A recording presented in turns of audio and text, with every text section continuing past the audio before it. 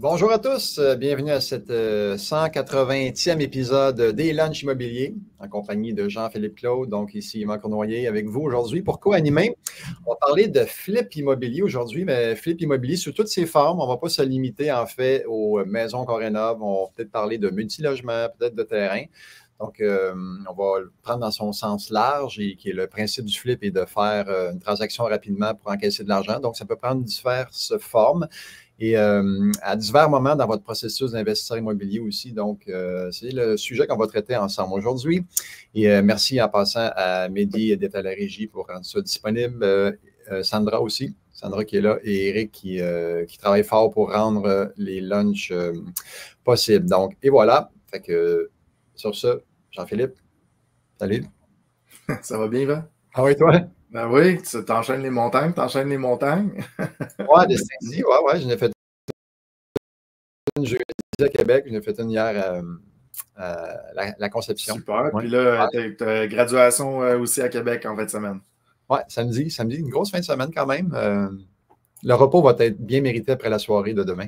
Bon, voilà. Regarde, qu'est-ce que tu as fait en fin de semaine?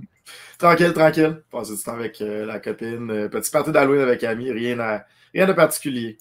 Déguisé en quoi? En investisseur à succès? Non, on avait une thématique olympique 2024. Fait qu'on a refait les bons moments des Olympiques de Paris. Il y en avait quelques bons. Fait que on vous épargne lesquels on a imités, mais voilà, on s'est amusé. On pourrait partir à un sujet, hein, tu sais, Flip. Ouais. En fait, on pourrait élargir le sujet. Je pense qu'en introduction, on avait jasé hors d'onde. En fait, tu en as jasé en fait en d'onde même.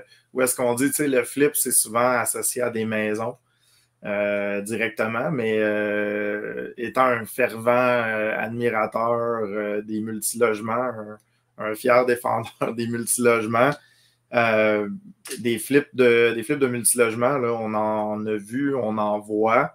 Ça peut être très bien. Ça peut générer beaucoup de revenus. Et ce que j'aime particulièrement avec les flips de multilogement, c'est que le temps peut effacer des erreurs.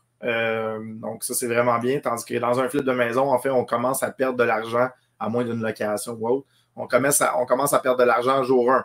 Donc, jour 1, on décline notre profit. Tandis qu'en multilogement, ben, on a une composante en fonction de comment il est habité et tout, là, on s'entend.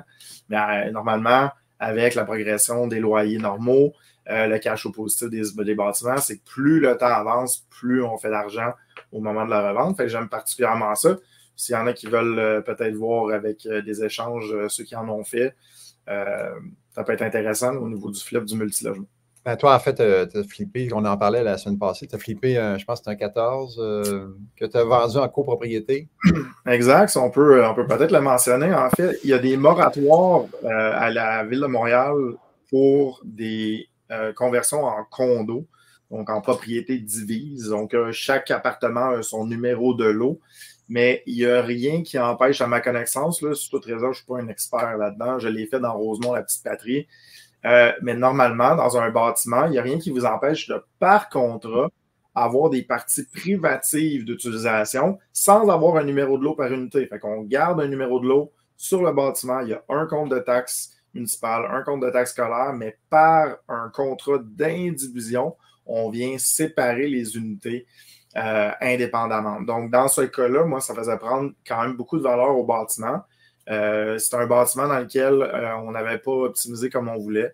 Donc, on n'avait pas les refinancements qu'on désirait. Fait que, on y a été avec des ventes. Donc, 14 unités qui ont été revendues à l'unité sous forme, là, on ne peut pas utiliser le terme condo, en fait, sous forme de propriété indivise. Donc, par un contrat, on a vendu ça. Avantage, désavantage. Avantage, c'est de la simplicité. Ça ne prend qu'une seule convention. Évidemment, votre prêteur hypothécaire doit être d'accord. Mais une seule convention d'indivision qui est publiée, pouf, c'est fait. C'est relativement simple à faire. Des avantages, il n'y a pas d'assurance prêt SCHL, Canada Garantie, Genworth. Donc, on doit absolument y aller avec une mise de fonds de 20 et il n'y a pas beaucoup de prêteurs hypothécaires qui font ça. Desjardins en est l'exception là, dans l'indivision. Donc, voilà, fait que ouais, c'est un flip comme les autres. Nous, ça nous faisait prendre une valeur additionnelle au bâtiment quand même d'1 million de dollars sur 14 unités en vente en indivision. Ouais. OK, excellent. Puis c'est complété. Je pense que tu avais... C'est complété, c'est revendu. Les 14 unités sont revendues, exact. Avec Exact. balance de vente, par contre. Avec des balances de vente pour faciliter la transaction. Votre profit va aller toucher plus tard. Voilà, exact.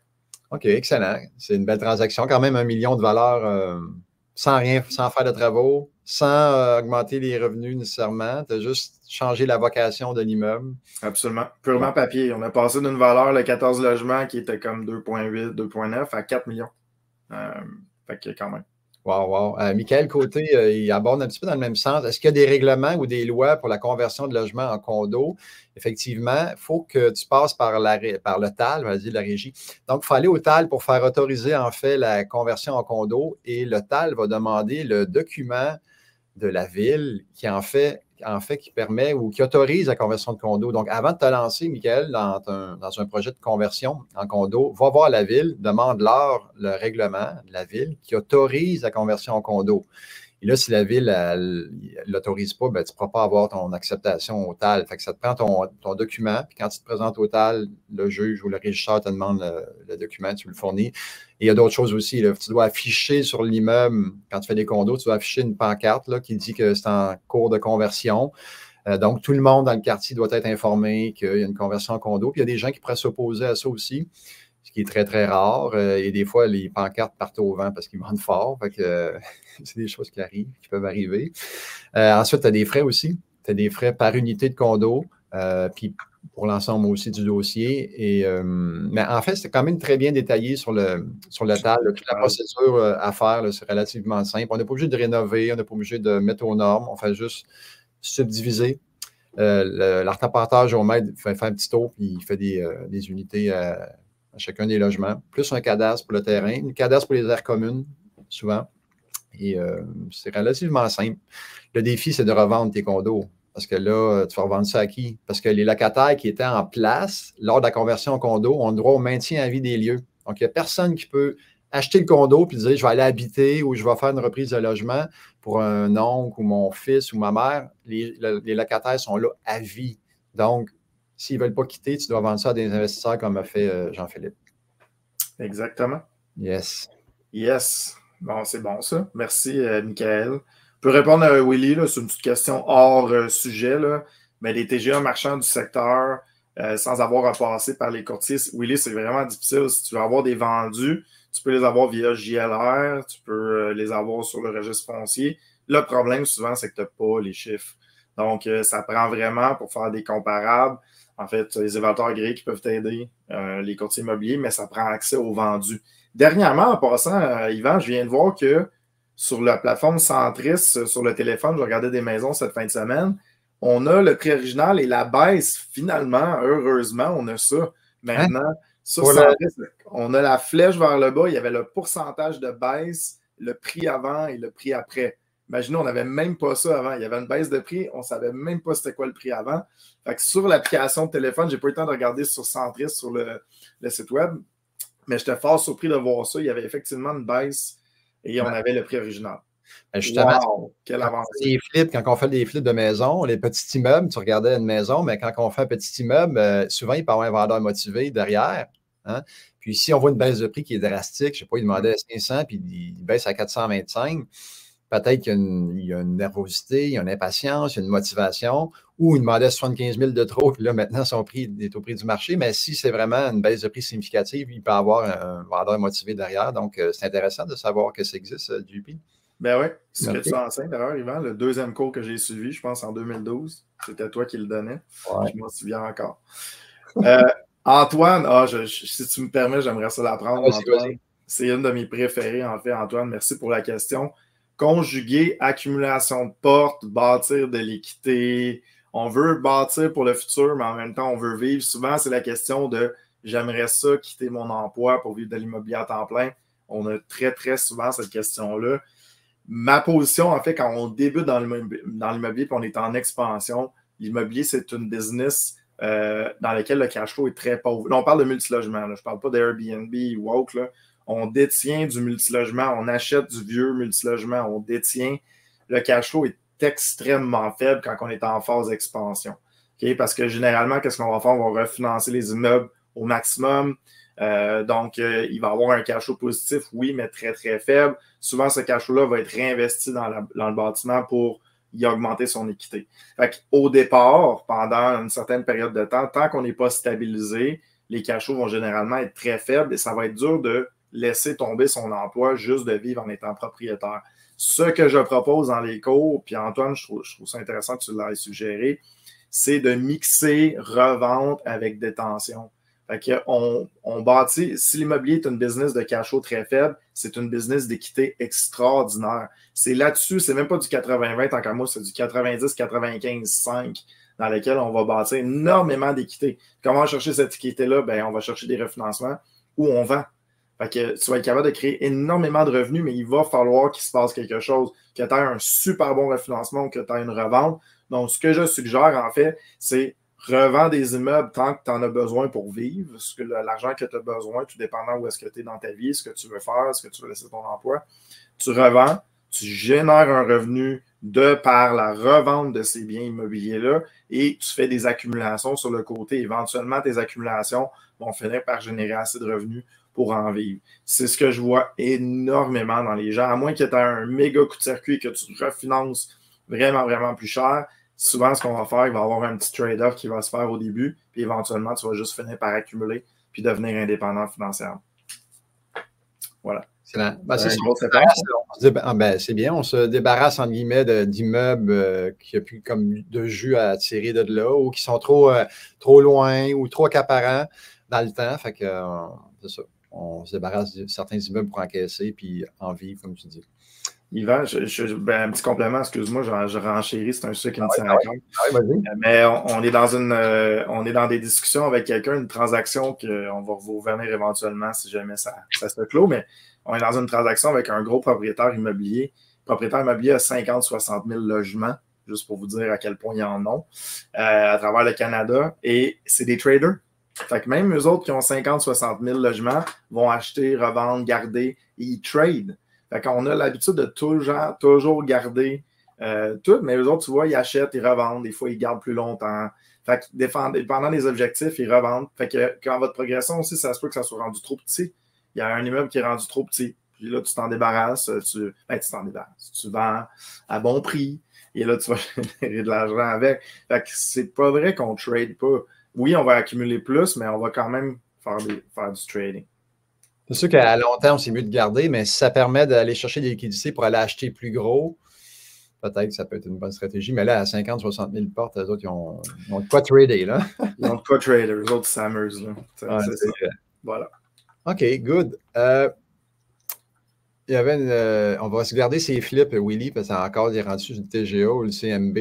Fait qu'on va regarder ça sur les flips, vu que c'est le sujet. Je sais que tantôt, JP a dérogé un petit peu. Mais, pourquoi les formations de flips avaient cessé durant la pandémie? Ben, c'est juste parce qu'on ne l'offrait pas en ligne. Fait que c'est moi qui le donnais dans la province de Québec. Je faisais la tournée de la province de Québec et quand que la pandémie est arrivée, évidemment, tout a arrêté. Fait que ça a pris un petit bout avant qu'on le ramène. Ça a pris un bon 2 ans là, avant que la formation revienne, mais elle est là. Elle est disponible en préenregistré aussi, ceux qui veulent. Sinon, ben, c'est à Montréal ou à Québec à l'occasion. Super. OK.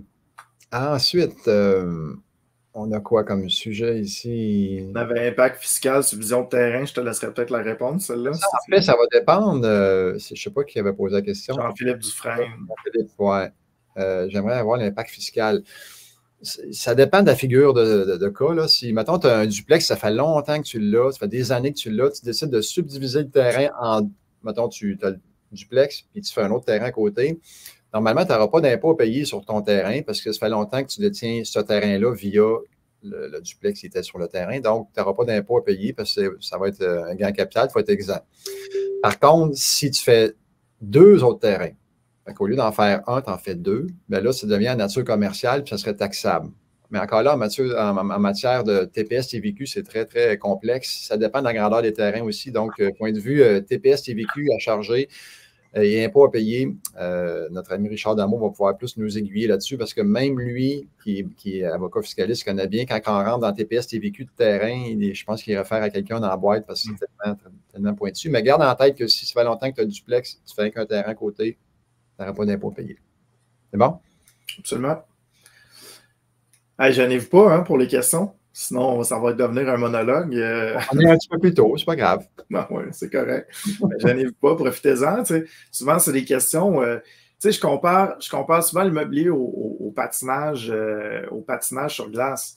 Tu peux devenir excellent en hockey sur glace, tu peux devenir patineur de vitesse. Il y a plusieurs volets à l'immobilier, puis des fois, on a souvent ces questions-là, vers quoi qu'on va se diriger, le flip de maison, le flip de multi, le flip de terrain, il y a la conversion de résidence personne âgée. Fait que, on a souvent plusieurs questions sur ces deux thématiques-là, fait que gênez-vous pas à savoir si vous avez des questions. Moi, j'aurais un conseil à donner à ceux qui veulent faire des flips de maison là, ou condos ou petits immeubles. Assurez-vous de faire un bon 25 % de profit à l'achat. C'est la clé, en fait, quand on fait des immeubles qui ont peu de revenus, autres que les multilogements que parlait de JP. Là. Quand il y a peu de revenus, c'est cash flow négatif et il faut faire un profit à l'achat parce que si on ne fait pas de profit à l'achat, le temps va venir gruger notre profit rapidement. Donc, 25 % de profit à l'achat, si une maison vaut par exemple 500 000, pensez la payer à peu près 400 000, aux environs de 400 000. Sinon, vous allez flopper la transaction. Il y a des frais d'acquisition qui s'ajoutent par-dessus. Il y a des frais de détention. Il y a des frais de rénovation. Il y a des frais de vente. Il y a de l'impôt à payer. Fait que viser 25 % de profit. Fait que c'est vraiment un bon défi de trouver des vendeurs motivés. OK? Donc, petit conseil. En mode multilogement, c'est pas trop grave. On augmente les revenus, on diminue les dépenses rapidement. Même si on a fait moins de profit à l'achat, on va être capable de se rattraper avec cette hausse du revenu net d'opération. Mais en mode flip, qui est vacant, il faut vraiment faire le profit à l'achat de façon importante. Fait que là, il vend 25 % s'il demande 500 000 pour la maison, on paye 25 % en bas du prix demandé. Donc, 375 au lieu de 400. Non, mais je dis, en fait, les gens disent 25 % souvent en bas du prix demandé. Ah, non, de la valeur. En bas de la valeur. Fait que c'est un point, tu l'as dit, en bas de la valeur, je voulais juste le ressouligner. Là. Le prix demandé, ce n'est pas la valeur marchande du bien. Là. Fait que ça se peut que ça soit plus haut aussi. Là. Ça se peut qu'il demande 200 pour la maison, puis au final, ça soit 375. Combien qu'on fait de profit à l'achat sur un filet de multilogement? C'est dur à répondre. C'est une bonne question parce que, en fait, c'est qu'est-ce que tu veux faire avec le multilogement, puis ça va dépendre aussi, c'est tes objectifs, Michael. La question est large, c'est correct, on n'a pas trop de questions, fait qu'on peut s'élargir. Ça a été une des choses que j'ai eu beaucoup de difficultés au départ quand j'ai commencé à l'immobilier. C'est quoi une bonne transaction au multilogement? J'avais beaucoup de difficultés avec ça au départ. Dire, OK, c'est-tu un go ou un no-go? Cette transaction-là, c'est quoi mon gauge? Là? On vient de l'ingénierie. Puis, on a un go, no-go gauge. Là. Des fois, pour mesurer des pièces, fait qu'il y a un côté, c'est go, l'autre côté, c'est no-go. Je me disais, j'ai besoin d'un go, no-go gauge. Savoir c'est quoi qui rentre dans une transaction. Et ce gauge-là, en fait, vous appartient pas mal. Si vous êtes quelqu'un, je donne souvent l'exemple dans les cours, vous êtes un professionnel de la santé, vous êtes médecin, vous n'avez pas beaucoup de temps, vous adorez votre travail, bien, c'est sûr que une maison de chambre, ça ne sera pas nécessairement votre objectif et de refinancer sur un an, ce ne sera pas nécessairement votre objectif. Fait que typiquement, on va voir ces personnes-là, et là, je dis typiquement, là, allouez-moi de faire des généralement dans cette explication-là parce que chacun de vous est spécial. Et là, le médecin va aller dans un bâtiment neuf. Le bâtiment neuf va offrir un bon rendement, peu de temps à investir, des locataires généralement de meilleure qualité et on va retrouver son argent peut-être sur 5 ans, puis le médecin va être content. Michael, tu laisses tomber ton travail, tu as 200 000 en main, puis tu veux aller rouler ton 200 000 dans le multilogement. C'est sûr que tu ne peux pas faire la même chose que le médecin parce que le rendement ne sera pas pareil. Et puis là, tu as tout ton temps devant toi. Fait que ce que je fais dans mon cas à moi, c'est que je combine profit à l'achat et je combine également optimisation possible du bâtiment. Fait que qu'est-ce que je peux faire avec ces deux-là? Et mon gauge à moi, c'est de retrouver mes fonds à l'intérieur généralement de 2 ans. Je disais 1 an à l'époque, la SHL est un petit peu plus difficile de le refinancer sur 1 an, ça se peut, mais généralement sur 2 ans, ça passe mieux. Fait qu'un refinancement sur 2 ans dans lequel je vais combiner profit à l'achat et également optimisation. Et là, je vais ressortir tout mon capital de là. C'est ça mon objectif. Fait que, Michael, dans le fond, un bon profit pour un bâtiment, ça peut être un mélange d'optimisation, puis ça peut être un mélange également de profit à l'achat. Fait qu'il y a un mélange des deux parce qu'avec l'optimisation, on va aller chercher le refinancement dans 1 an. Fait que, des fois, je dis dans le cours, les gens veulent un chiffre 10% en bas. à peu près. Un 10% de préfet à l'achat dans le multilogement, si tu as une optimisation à faire, comme ça. Encore là, je généralise, on vous parle à la grandeur du Québec, du monde entier. Chacun est particulier, mais de travailler sur c'est quoi une bonne transaction pour moi, c'est quand est-ce que je vais être plus associé au rendement, comme les médecins, ou je vais plus être associé à quand est-ce que je vais revoir mes capitaux dans le cas d'un investisseur plus actif. Grosse réponse, hein? Ah, mais c'est bon. C'est bon, mais 10% fait du sens. Règle du pouce. Tout ça pour dire 5 minutes pour dire 10% à la fin, puis tout le monde est content. C'est correct. Moi, il y a une petite question de Ben LR. Donc, quelques conseils pour un flip à construire du neuf. J'en aurais deux à te donner, en fait. Ben, il y en a plusieurs à te donner, mais il y en a plusieurs aussi dans le livre ici que j'ai écrit. Donc, si tu veux démolir une propriété actuelle pour faire du neuf, en fait à la ville, va sur le site de la ville ou va à la ville pour avoir la grille des normes et usages. Il faut que tu saches, en fait, qu'est-ce que tu peux faire sur le terrain. Donc, dans la grille des normes et usages, ils vont tout te dire les hauteurs maximum de bâtiments, les marges avant, les marges arrière, combien d'unités tu peux faire, c'est-tu zoné résidentiel, commercial. Donc, tu dois vraiment savoir le potentiel de ce terrain-là, parce qu'une fois que tu vas avoir démoli la propriété, c'est pour construire quelque chose. Donc, ce que tu peux construire va vraiment déterminer ton prix que tu vas payer, parce que tu peux construire un duplex là-dessus, une fois démoli la maison, ou tu peux construire un 24 unités, ça change complètement la donne. Donc, grille des normes et usages à l'urbanisme pour être sûr de savoir qu'est-ce que tu peux faire avec la maison que tu vas démolir. En fait, je vais avoir 3 conseils. Si tu démolis la maison, ça va être difficile à financer parce que l'institution financière elle prend comme garantie la maison. Puis si toi, tu veux la démolir, là, tu viens d'enlever la garantie, en fait, du créancier, puis ça risque de pas passer. Donc, à moins que ton terrain vaille vraiment cher, puis il accepte de le financer, mais en général, il ne finance pas des terrains. Donc, si votre but est de démolir la propriété, dites-le à l'institution financière pour être sûr que tu es à l'aise. OK? Et autre truc aussi, ou autre conseil, assurez-vous de faire inspecter quand même la propriété, même si on la fait démolir, parce qu'elle peut être contaminée, il peut y avoir de l'amiante à l'intérieur, puis on arrive pour démolir, puis là, les coûts de démolition sont complètement différents. Donc, on fait inspecter même si on démolit une propriété. C'est bon? Très bon, ça. Je n'aurais pas pensé, effectivement. Effectivement. On avait Kate sur un flip, rénover un multilogement. On peut y aller avec cette question-là. Les logements sont 100% occupés. Kate, il y a un roulement naturel. D'ailleurs, on a reçu un rapport d'évaluation assez fastidieux dans une transaction en cours. Et c'était vraiment intéressant parce qu'on regardait le pourcentage de roulement. Là, je vais parler autour de la région de Montréal parce que le rapport est de la région de Montréal. Si vous êtes à Québec, c'est peut-être autre chose. Mais on avait un taux de roulement, là, il y a à peu près 5, 6, 7 ans, autour de 15% du parc immobilier. Fait que les locataires roulaient. Il y a 15% de vos locataires qui roulaient chaque année. Et là, on voit ça baisser. Ils ne sont pas fous, les locataires, évidemment. Nos clients, ils savent que les prix augmentent. Donc, quand ils ont un bon prix, tant mieux pour eux. Ils restent en place, mais quand même, tu es entre 9 et 10% de roulement en quête. Fait que tu vas naturellement, ton parc immobilier, naturellement, va rouler. S'ajoute à ça, malheureusement, les mauvais payeurs. Ça arrive aussi. Il y a peut-être un 3%, 2-3% de mauvais payeurs dans lesquels il va y avoir un cycle au niveau du TAL. Tu vas pouvoir rénover ça. Ensuite, aussi des départs naturels aussi. Il n'y a rien qui t'empêche également de négocier des ententes de départ là, avec des locataires qui veulent quitter. C'est étonnant quand on va acheter un multilogement, on va jaser à chaque locataire. Le nombre de personnes qui disent « J'aimerais ça partir, mais j'ai un bail. » Si tu as l'intention de rénover, je veux dire, tu as juste à t'entendre une résiliation. Fait que je pense que c'est Jean-Pierre qui disait ça. Vous pouvez résilier votre bail en tout temps sans pénalité. Là. J'essaie de reprendre exactement ces termes. Fait que tant mieux, tu rénoves l'unité. Voilà. Mmh. C'est bien, c'est bien. Michael, qui est un pourvoyeur de questions ce midi. Est-ce qu'on paye une taxe de bienvenue sur un flip sur moins d'un an, exemple, ça dure 3 mois entre l'achat et la revente? Effectivement, Michael, peu importe la durée ou surtout qu'il y a un changement de propriétaire foncier, tu payes la taxe de bienvenue. Tu peux faire une fermeture double qu'on appelle un double closing. Donc, tu achètes une propriété, puis 2 jours après, tu la revends, mais il va y avoir 2 taxes de bienvenue, puis il va y avoir 2 frais de notaire. Donc, on ne s'en sort pas, là. Ça durait 10 minutes, il y a une taxe de bienvenue pareil qui va s'ajouter par-dessus. Malheureusement, c'est comme ça. Mais tu en tiens compte dans ton projet de flip, Michael. Voilà, effectivement.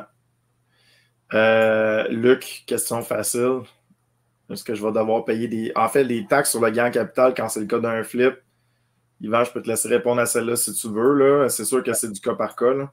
Si dans le cas d'un flip, si j'ai 200 000 et je revends 350 000, dois-je payer la taxe sur le gain en capital? La taxe sur le gain en capital? L'impôt? En fait, je pense que c'était plus, je pense plus les impôts sur le gain en capital. Oui, mais ça va dépendre de la durée, en fait. Ça va dépendre de la durée que tu vas détenir ton immeuble. Tu sais, si tu détiens ça pendant 2-3 ans, c'est plus un flip, mais si tu es en dedans d'un an, tu vas avoir de l'impôt payé. Là. Tu vas de l'impôt payé. Ouais. Il y a deux certitudes. Hein? Vous allez mourir, vous allez payer de l'impôt. Il y avait Jean-Pierre qui dit. En passant, c'est pas parce que tu te gardes 1 an et 4 mois que tu n'auras peut-être pas d'impôt à payer, parce que si le fisc vient prouver, en fait, que tu avais l'intention de revendre puis que ça a duré plus qu'1 an, ben, tu risques d'avoir de l'impôt à payer quand même s'ils viennent te voir et tu n'es pas capable de prouver que, en fait, tu voulais le garder puis que tu l'as vendu finalement plus rapidement que prévu. Mais gardez vos traces, gardez vos preuves pour être sûr de ne pas vous faire avoir si ça dure plus qu'1 an et 4 mois. 1 an, plutôt. 1 an, voilà. Il y avait Jean-Pierre. Je vous offre la liberté. J'adore Jean-Pierre. Vous pouvez quitter en tout temps, sans préavis, sans pénalité. Nous sommes flexibles. Jean-Pierre, merci. Merci de la forme. Merci de savoir que tu nous écoutes aussi. C'est toujours, le fun. C'est toujours le fun. Voilà. Je peux en faire une rapidement si tu veux, puis tu peux en chercher une autre. Là, les questions commencent à débouler. C'est toujours comme ça. Évaluer la valeur marchande d'un plex SAR. En fait, les plex, faire attention parce qu'il y a une composante propriétaire occupant dans les plex qu'on n'a pas dans le multilogement. Donc, dans le multilogement, c'est une business que vous achetez. C'est des chiffres. Fait que vous regardez des chiffres, revenus, dépenses, état de l'immeuble, potentiel, qu'est-ce qu'on a à faire sur l'immeuble, etc. Fait qu'on regarde tout ça dans l'équation, dans l'investissement. Après ça, sur un plex, en fait, on va regarder, il y a une composante, comme je le dis, d'un propriétaire occupant. Donc, on va regarder, oui, des comparables. Il va y avoir un mix de comparables de maison avec comparables d'immeubles à revenus. Si je peux t'aider, en fait, il va y avoir surtout, ça va être le multiplicateur de revenus bruts souvent qui va être utilisé. Encore là, ce n'est pas parfait parce qu'il y a une composante. S'il y a une belle cour, il y a un stationnement, ben c'est sûr que le plex va se vendre plus cher pour le propriétaire occupant parce qu'il est agréable à vivre.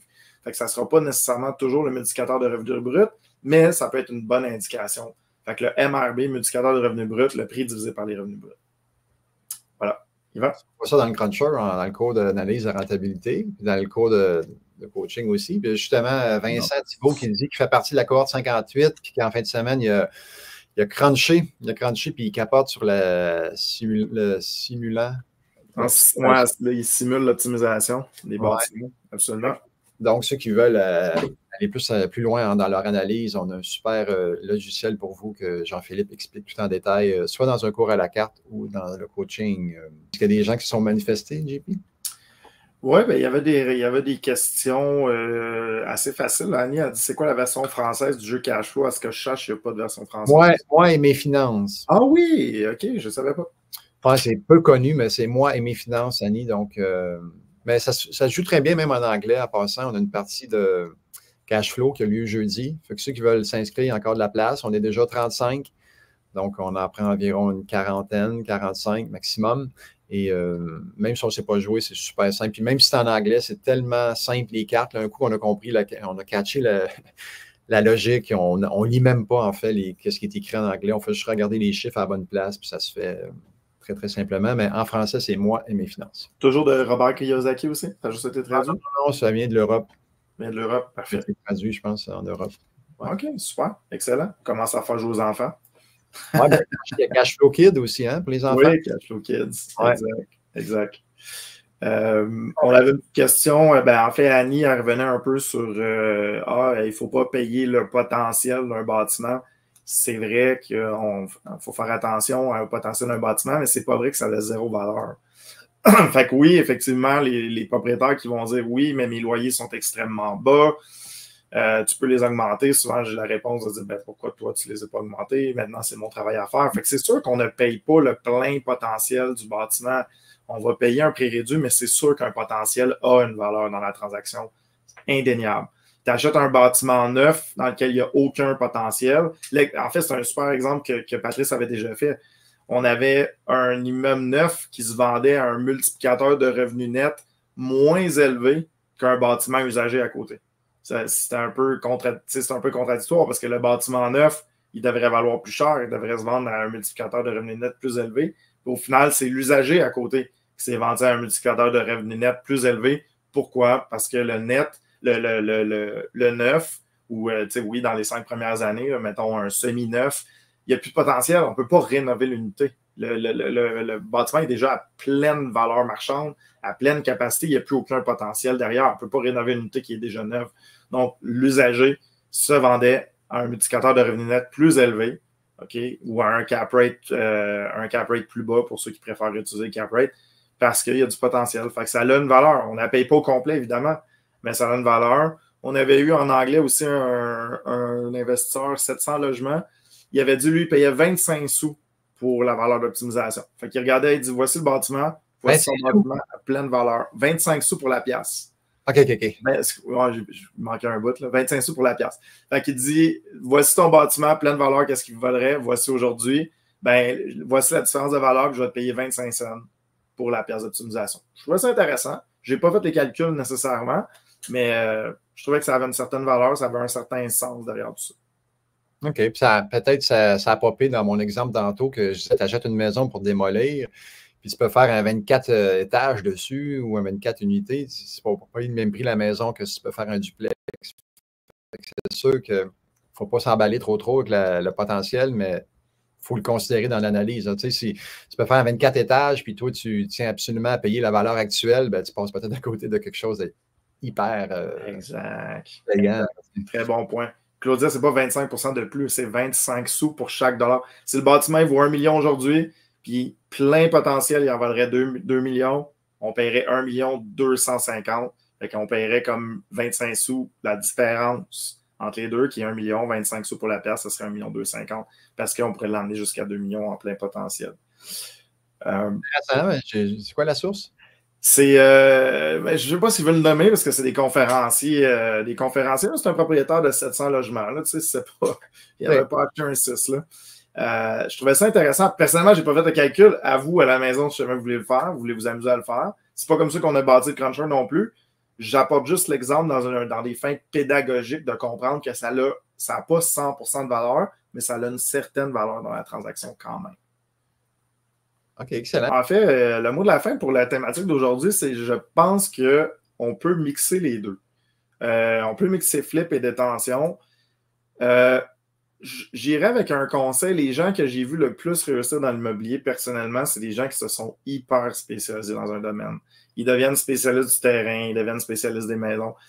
Parce que c'est difficile un peu de jongler avec les deux. Souvent, les contacts sont pas pareils. Par exemple, un courtier de maison, c'est pas le même courtier hypothécaire. Il y a tout un réseau de contacts. Fait qu'il y a quand même un travail à faire de plus, puis un apprentissage. Puis plus on devient spécialisé dans le domaine, plus on peut identifier quelque chose d'intéressant. Mais définitivement, de mixer les deux techniques, flip et détention, va vous permettre d'atteindre votre indépendance financière beaucoup plus rapidement que juste en détention. Je vous le confirme. On n'est pas là pour vendre des rêves là, au club. Là.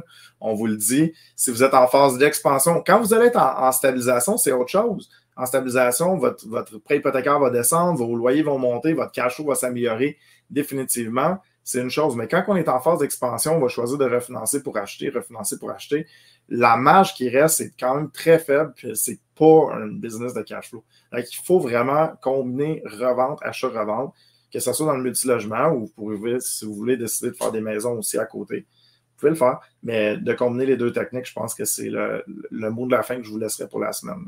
Ben, c'est vrai. On a toujours prôné ça au club, là, faire les deux pour encaisser du cash rapidement, soit pour en vivre ou encaisser ce cash-là pour aller acheter d'autres choses. Mais les deux stratégies, en fait, sont viables et peuvent cohabiter. Là. Absolument. Puis à n'importe quelle étape de votre processus, tant au début qu'éventuellement. OK, excellent. Hey, ça a passé vite. Juste, j'ai oublié tantôt de dire que ceux qui ont gagné des prix, vous avez une semaine pour réclamer votre prix. Contactez Julie, elle va vérifier que le partage a été fait et va vous remettre votre prix. Donc, nous, on se revoit, JP, la semaine prochaine avec un invité qui se fait comme 2-3 fois qu'il vient. Je ne sais pas si tu es au courant que c'est qui, mais Non, je ne sais même pas. Oh, Jonathan, good. Il va venir nous parler en fait de Smart Living, comment moderniser nos multilogements pour leur donner de la valeur et avoir une meilleure qualité de vie aussi pour les locataires. Donc, ça va être notre 181e épisode la semaine prochaine, même heure, même poste. Donc, merci beaucoup d'avoir été là, tout le monde. On se revoit, puis une bonne semaine à tous. Demain, c'est la mensuelle à Montréal. Il y a la partie de cash flow jeudi pour ceux qui sont dans la région de Montréal. Ça s'en vient aussi à Québec le 5 décembre prochain. Allez-vous vous intéresser? Donc, et voilà. Et si jamais quelqu'un aura un jeu de cash flow à prêter, j'en ai quand même 8, mais ça se pourrait qu'il y ait des inscriptions de dernière minute qui vont faire en sorte que ça prendrait d'autres jeux. Donc, si vous avez des jeux anglais, français, faites-moi signe, je suis preneur si vous êtes dans le coin de Montréal, évidemment. Merci beaucoup d'avoir été là, tout le monde. Go, go, go à tous. Merci, JP. Salut. Bye.